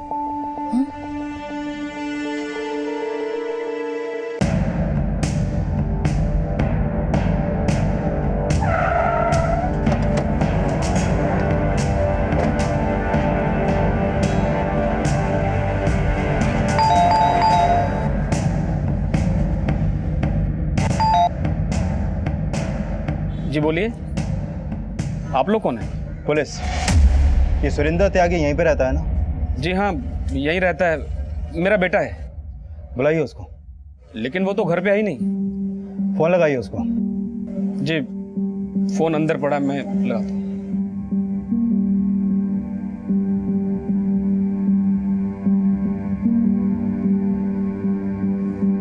उसका फोन तो बंद आ रहा है। सर, सुरेंद्र त्यागी का फोन पिछले 6 घंटे से बंद है, और उसके पेरेंट्स बोल रहे हैं कि वो सुबह से बिना कुछ बोले घर से निकला था, लेकिन अभी कहाँ है इसके बारे में वो कुछ भी नहीं जानते। त्यागी, हो सकता है ये सुरेंद्र त्यागी के पेरेंट्स झूठ बोल रहे हैं। सर, एक्चुअली मुझे भी यही लगता है। फिर उनको बिना पता लगे मैंने उनके घर के आसपास अपना एक कांस्टेबल तैनात कर रखा है। जैसे सुरेंद्र देखेगा वो हमें इन्फॉर्म करेगा। ये सुरेंद्र त्यागी एक स्टूडेंट है, माना लीक हुए पेपर खरीदने में इसका कोई हाथ है, लेकिन ये हमारे लिए सिर्फ एक मोरा है। इसके जरिए हमें उस शातिर तक पहुंचना है जो इस कांड का मास्टरमाइंड है। त्यागी, एक काम करो, ये सुरेंद्र त्यागी के पेरेंट्स को थाने बुलाओ, हो सकता है उन्होंने ही इसे कहीं छुपा रखा हो। Okay sir. सर, मैं मानता हूँ कि मेरे बेटे से गलती हुई है, लेकिन उसे वो पेपर एक स्टूडेंट ने बेचा था। लेकिन आपके बेटे सुरेंद्र ने जिस नरेश का नाम बताया हमें, उस नरेश नाम का स्टूडेंट तो हमें कोई मिला ही नहीं। कहीं ऐसा तो नहीं वो नरेश कोई और ही है जिससे आपने अपने बेटे के लिए पेपर खरीदा था? नहीं सर, मुझे तो पता भी नहीं था। कि सुरेंद्र के पास वो लीक हुआ पेपर था, और सर अगर मुझे पता होता तो मैं उसे पहले ना समझा देता। तो फिर सुरेंद्र को गायब कहाँ कर दिया? सर मैं तो खुद अपने बेटे के लिए परेशान हूँ। परेशान है या उसे बचाने की कोशिश कर रहे हैं? नहीं सर, और हाँ सर, जैसे मुझे मेरे बेटे के बारे में कुछ भी पता चलेगा मैं सबसे पहले आपको इन्फॉर्म करूंगा। ठीक है।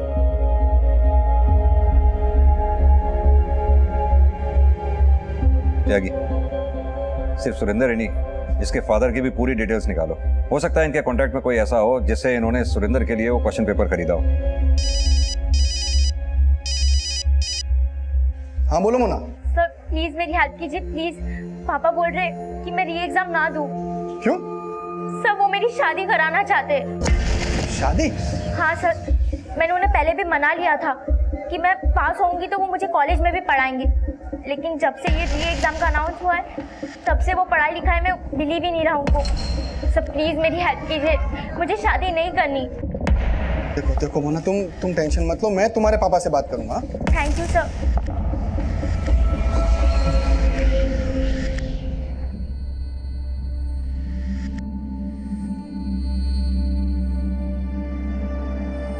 ज्योति, तुझे पता है ना, लाइफ में हमने तुम पर कोई रोक टोक नहीं लगाई, क्योंकि हमें मालूम है कि तुम हमारा एक दिन नाम जरूर रोशन करोगी। तू ना बस अभी इकोनॉमिक्स के री एग्जाम की तैयारी कर, उसके बाद लाइफ में तुझे जो भी करना होगा ना, हम तुझे सपोर्ट करेंगे। मम्मी मुझे नहीं पता कि अब मैं पहले जैसे पढ़ भी पाऊंगी या नहीं। सर सुरेंद्र के कॉल रिकॉर्ड निकाले तो पता चला कि पिछले 4 दिनों से उसका फोन बंद है, और ये भी पता चला है कि कई दिनों से वो अपने घर के आसपास भी नहीं दिखा है। यानी कि सुरेंद्र के फादर हमसे झूठ बोल के गए। लेकिन सर इस सुरेंद्र के कॉल रिकॉर्ड में कुछ भी सस्पिशियस नहीं मिला है। ज्यादातर नंबर उनके रिश्तेदारों के हैं और उन स्टूडेंट्स के जिनको उसने पेपर्स बेचे थे। लेकिन सर हैरानी की बात तो यह है कि जब से वो गायब है उसने अपना बैंक अकाउंट एक्सेस नहीं किया, और उसके अकाउंट में ज्यादा पैसे भी नहीं है, जबकि उसने वो पेपर बेच के लाखों रुपए कमाए थे। हो सकता है वो पैसा उसने किसी और के अकाउंट में जमा कर रखा हो, या फिर अपने बाप के। सर उन्होंने झूठ तो बोला ही है, उठा के लाऊं? यहीं पे पूछते हैं। नहीं त्यागी, सुरेंद्र तो सिर्फ एक मोहरा है। हो सकता है उसके फादर ने किसी के डर से उसे कहीं छुपा रखा हो। हमें तो उस आदमी तक पहुंचना है जिसने वो पेपर लीक कराया। फिलहाल सुरेंद्र के फादर पे नजर रखो, उन्हें पता भी नहीं चलना चाहिए कि हमने उन पे नजर रखी हुई है। उनके कॉल रिकॉर्ड्स, बैंक अकाउंट्स सब अच्छी तरह से खंगालो, शायद उनमें से हमें उस आदमी का पता चले जिसने वो पेपर लीक करवाया। Okay sir.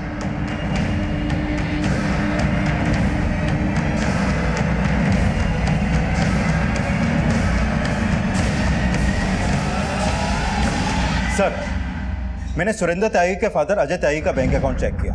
उसके अकाउंट में 31 मार्च से 4 अप्रैल तक करीब 17 लाख रुपए जमा हुआ है। व्हाट? Yes sir. यानी कि इकोनॉमिक्स का हैंड रिटन क्वेश्चन पेपर जो अपने शेड्यूल टाइम से 2 दिन पहले लीक हुआ, यानी कि 31 मार्च को, और 10th के मैथ्स का पेपर 4 अप्रैल को। त्यागी इस कांड में सुरेंद्र ही नहीं, उसका बाप भी शामिल। सर मैंने इस अजय त्यागी के कॉल रिकॉर्ड भी चेक किए, लेकिन उसमें किसी भी ऐसे इंसान का नंबर नहीं मिला जिसका कनेक्शन या से है या फिर उन बैंक से जिनके थ्रू वो पेपर लीक करवाया जा सके। लेकिन सर 31 मार्च से 4 अप्रैल के बीच वो अपनी भाभी पूजा त्यागी के लगातार टच में था। ये पूजा पंजाब में रहती है सर। इस पूजा त्यागी की डिटेल्स निकालो। लगता है इस अजय त्यागी से दोबारा मिलने का वक्त आ गया है।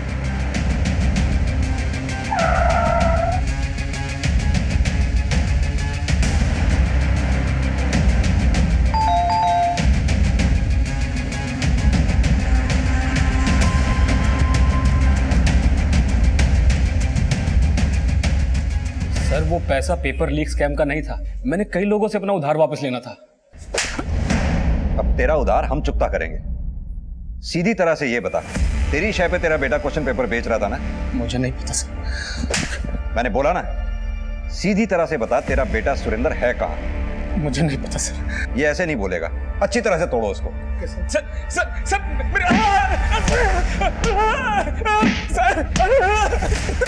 सर मैंने अजय की भाभी पूजा त्यागी के बारे में पता किया। वो पंजाब में 10th और 12th के स्टूडेंट्स की काउंसलर है, और इस साल उसके बेटे युग त्यागी ने भी 10th का एग्जाम दिया है। सर अजय बोल रहा था कि उसकी भाभी पूजा ने 10th और 12th के एग्जाम पेपर उसके पास भेजे। Thank you very much sir, आपके कहने से पापा मान गए। लेकिन तुम्हें भी उन्हें अच्छे मार्क्स लाकर दिखाना होगा, तभी वो तुम्हें दिल्ली यूनिवर्सिटी में पढ़ने की परमिशन देंगे। पिछला पेपर तो मेरा बहुत अच्छा गया था, इस बार क्या होगा मुझे कुछ समझ नहीं आ रहा। तुम वरी, मैं हूं ना।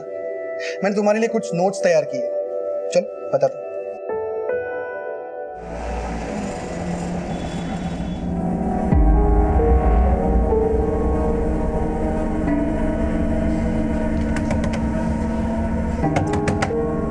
चल चल चल, हमें निकलना है, पुलिस को सब पता चल गया।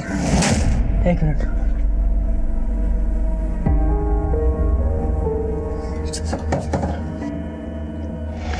इतनी जल्दी में कहाँ पे?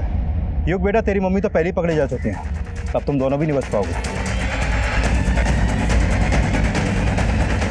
सर, मेरा बेटा युग 10th के एग्ज़ाम दे रहा था और मेरे देवर का बेटा सुरेंद्र 12th के, इसलिए मैंने उनके लिए एग्ज़ाम पेपर का इंतज़ाम किया और फिर मैंने सोचा क्यों ना इनके ज़रिए कुछ कमाया जा सके, इसलिए मैंने युग को और सुरेंद्र को पेपर बेचने में लगा दिया। सब बातें बाद में, पहले ये बताओ उस क्वेश्चन पेपर का इंतजाम किया कहाँ से तुमने, और उसमें कौन कौन था तुम्हारे साथ?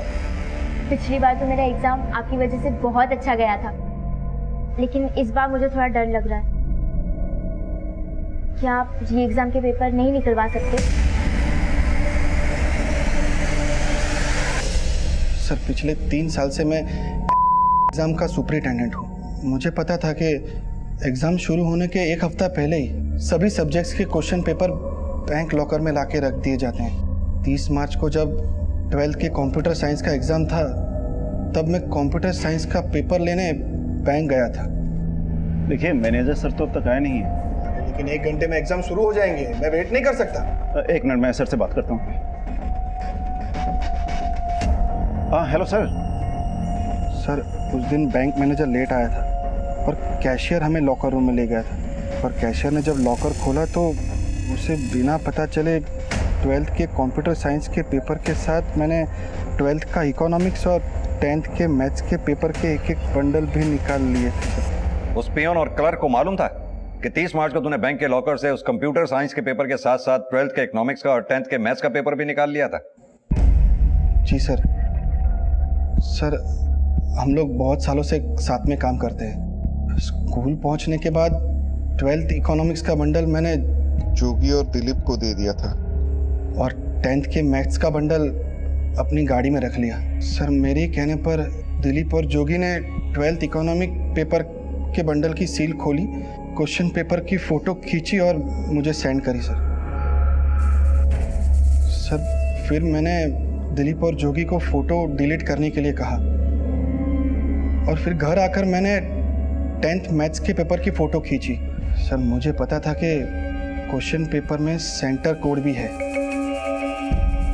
इसीलिए पूरा पेपर मैंने अपनी स्टूडेंट से लिखवाया। सर, फिर चुराए हुए दोनों बंडल एग्जाम वाले दिन बाकी बंडल के साथ मिला दिए। मैं मिहिर सर के यहाँ ट्यूशन पढ़ती थी। सर हमेशा मोटिवेट करते थे पढ़ने के लिए, लेकिन मुझे कुछ समझ नहीं आता था। इकोनॉमिक्स में तो बहुत वीक थी। पापा भी मुझे पढ़ाना नहीं चाहते थे, मेरी शादी करवाना चाहते थे, लेकिन मिहिर सर ने मुझे बहुत सपोर्ट किया, इसलिए मैं उन्हें पसंद करने लगी। What? हाँ सर, उन्होंने मुझे कहा वो कैसे भी करके मुझे पास करवा देंगे। सर, ये क्वेश्चन पेपर मैंने मोना के लिए ही चुराया था। सर, वो इकोनॉमिक्स में वीक थी, इसीलिए तूने वो पेपर मोना से ही लिखवाया और बाकी स्टूडेंट्स को वो क्वेश्चन पेपर नहीं दिया? सर, मोना के अलावा ये क्वेश्चन पेपर मैंने पूजा त्यागी को भी दिया था। उसका लड़का 10th में पढ़ता था और इसीलिए मैंने 10th का पेपर भी उसके लिए चुराया। मुझे प्रिंसिपल बनना था, लेकिन प्रिंसिपल बनने के लिए कम से कम 10 साल का टीचिंग एक्सपीरियंस होना चाहिए सर, और मेरे पास तो 7 साल का ही एक्सपीरियंस था। पूजा त्यागी का पॉलिटिकल कॉन्टेक्स्ट बहुत अच्छा था सर, इसलिए उसने मुझे कहा कि अगर मैं उसे 10th का पेपर लाके दूँ उसके बेटे के लिए, तो वो मुझे प्रिंसिपल बनवा सकती है उसके पॉलिटिकल इन्फ्लुएंस लगाकर। इसलिए सर 10th का मैथ्स का पेपर मैंने उसे लाकर दे दिया। सर तभी उसने मुझे कहा कि उसके देवर का लड़का 12th बोर्ड की एग्ज़ाम दे रहा है, तो सर उसे खुश करने के लिए मैंने इकोनॉमिक्स का पेपर भी उसे दे दिया सर। लेकिन सर मुझे ये नहीं पता था कि वो पेपर बेचकर पैसा कमाने के चक्कर में है सर। क्राइम ब्रांच ने बेहद ही जुझारू तरीके से 12th इकोनॉमिक्स के री एग्जाम से पहले ही इस केस को क्रैक करके होनहार स्टूडेंट्स के मन में एग्जाम्स के प्रति विश्वास पैदा किया। और इस साल ज्योति और पारस समेत 12th के 12 लाख से ज्यादा स्टूडेंट्स ने इकोनॉमिक्स का री एग्जाम दिया। लेकिन नकल और पेपर लीक होने जैसे गंभीर मुद्दों पर विचार करने की जरूरत है, क्योंकि अगर एग्जाम्स फेयर न हो तो इसके परिणाम बेहद ही घातक साबित हो सकते हैं।